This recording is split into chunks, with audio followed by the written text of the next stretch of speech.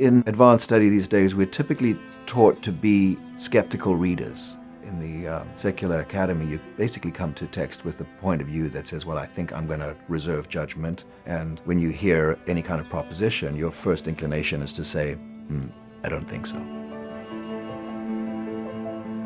How we need to balance that is to develop ways to have a sympathetic reading so that our readings are not always dismissive or parochial. We sort of regard them as sort of less than us. I think that's a huge problem of moderns reading ancient texts when we think, well, aren't they quaint? Isn't it too bad that they knew so little about the world? And if you read the text that way, you'll never get the heart of what they're saying.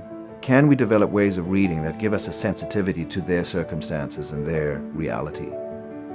Critical engagement is there all the time. It's not as if you sort of say, for a moment I'm going to be sympathetic and then I'm going to switch to a critical point of view. We learn the ability to have both points of view at the same time. We're always trying to hear, to understand, to value the other person at the same time as withholding the right to say, well, I'm going to make my own judgments about whether I agree with this, whether I think it's valuable to me.